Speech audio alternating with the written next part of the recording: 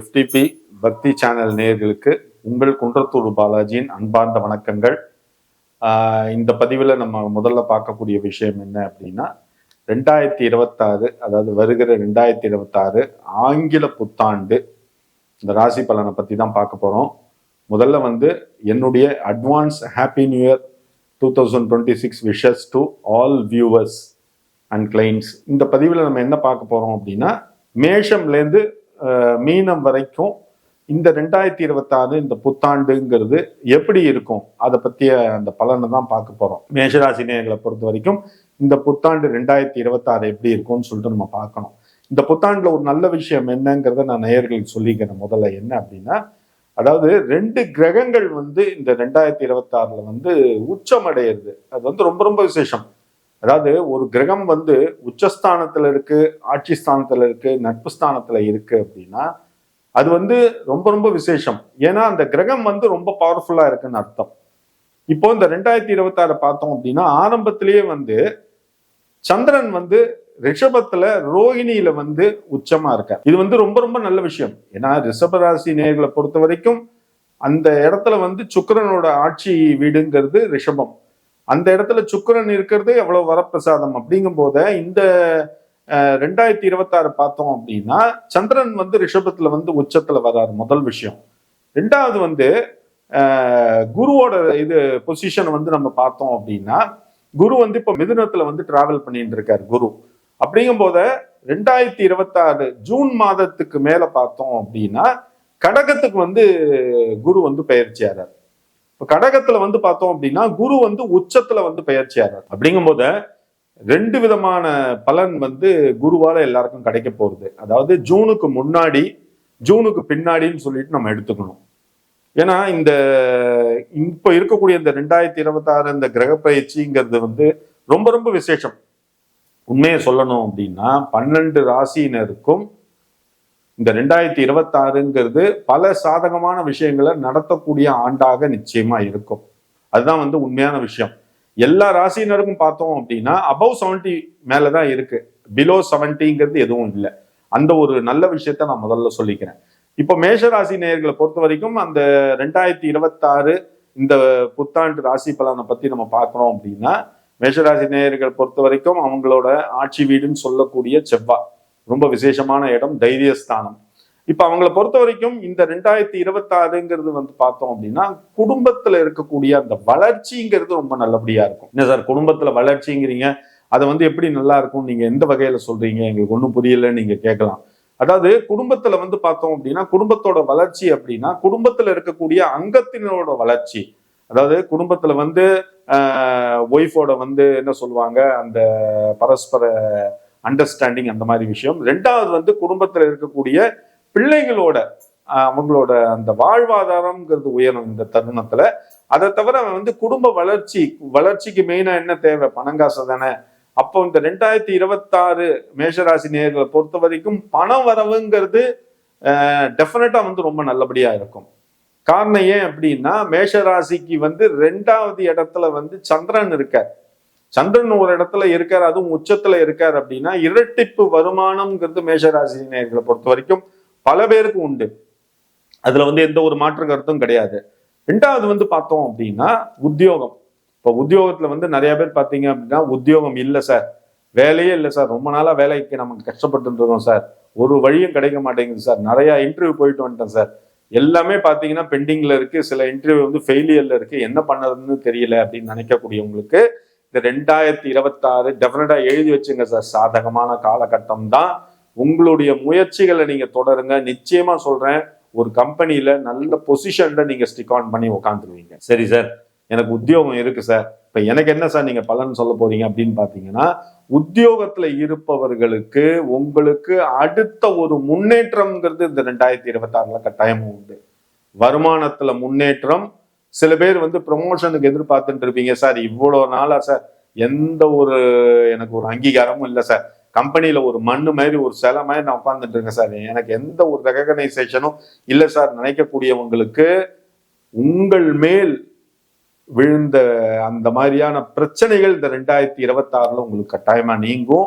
டெஃபினட்டா சொல்றேன், நீங்க ப்ரமோஷனுக்கு எதிர்பார்த்துட்டு இருக்கீங்க, உங்களுக்கு வந்து இன்கம்க்கு எதிர்பார்த்துட்டு இருக்கீங்க அப்படின்னா நிச்சயமா உங்களுக்கு இன்கம்ல ஒரு நல்ல மாற்றம் இருக்கும். உங்க பொசிஷன் ஒரு நல்ல ஒரு மாற்றம் டெஃபினட்டா இருக்கும். மூணாவது வந்து பிசினஸ் பண்ணக்கூடியவங்க. சில பேர் வந்து இண்டிவிஜுவலா பண்ணுவாங்க, சில பேர் வந்து பார்ட்னர்ஷிப் பிசினஸ் பண்ணுவாங்க.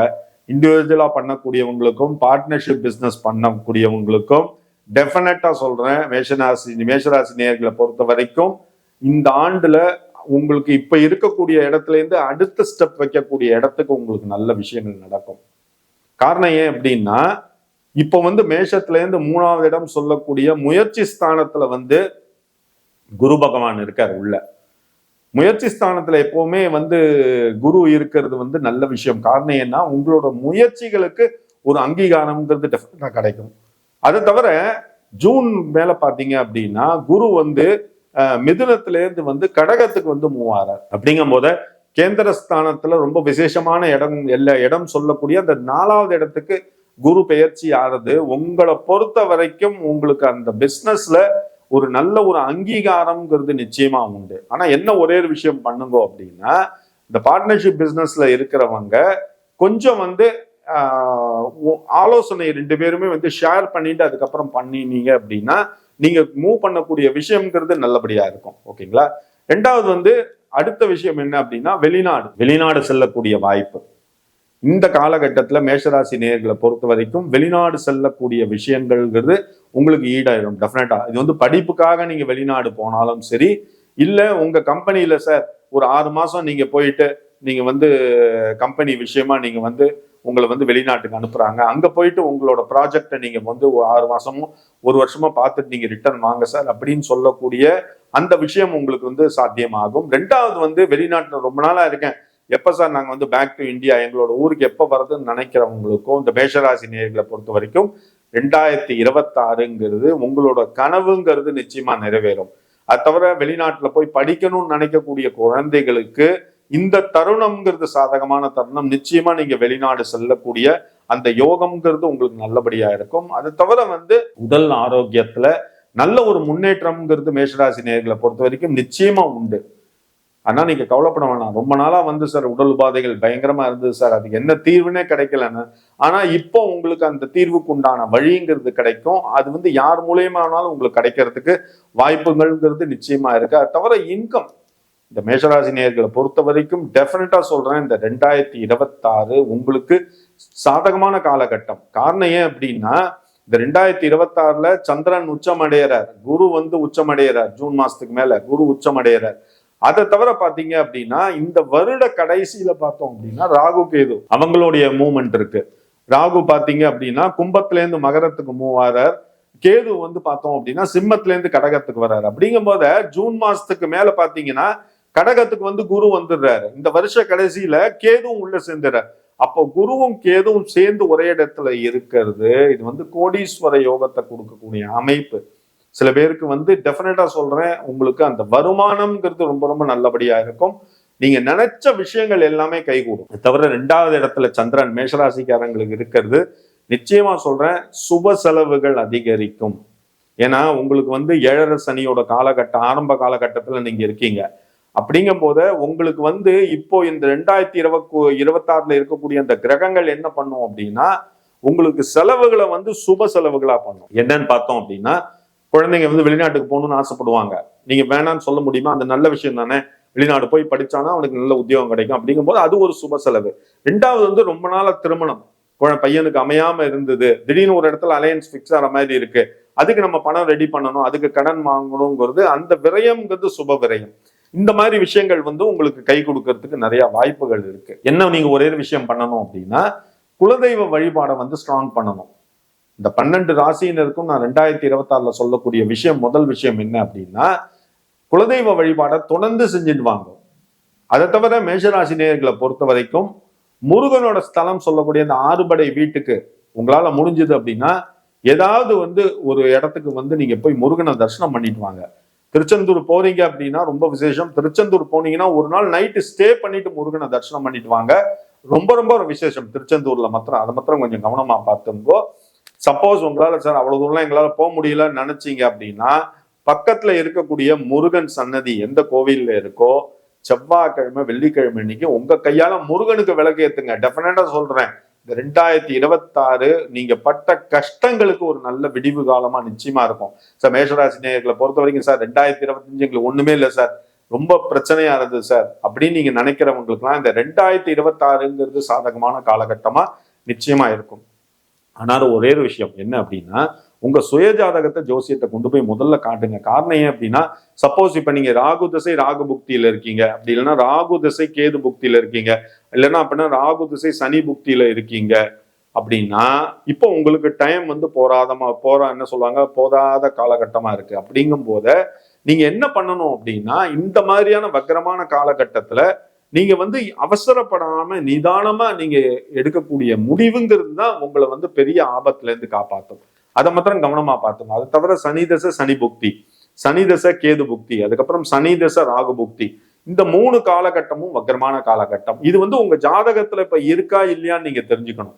அதனால நீங்க என்ன பண்ணுங்க, உங்க பக்கத்துல இருக்கக்கூடிய ஜோசியத்தை கொண்டு போயிட்டு உங்க ஜாதகத்தை காமிச்சீங்க அப்படின்னா, இப்போ நீங்க என்ன தசா புக்தியில இருக்கீங்கன்னு தெரிஞ்சுட்டீங்க அப்படின்னா ரொம்ப ரொம்ப நல்ல விஷயம். ஏன்னா எப்பவுமே நல்ல தசை வரும்போது நம்ம கேட்க வேண்டிய அவசியமே கிடையாது, நல்ல விஷயங்கள் தானா நடக்கும். ஆனா வக்கரமான காலகட்டம் உள்ள வருது அப்படின்னா நம்ம வந்து அந்த அந்த காலகட்டத்தை ஃபேஸ் பண்ண நம்ம வந்து ஜாக்கிரதையா இருக்கணும். என்ன ஜோசியர் பயமுறுத்துறான்னு நினைக்காதீங்க. அந்த காலகட்டத்துல 1க்கு 10 தடவை யோசிச்சு அவசரப்படாம முடியெடுங்க, வேற எதுவுமே கிடையாது.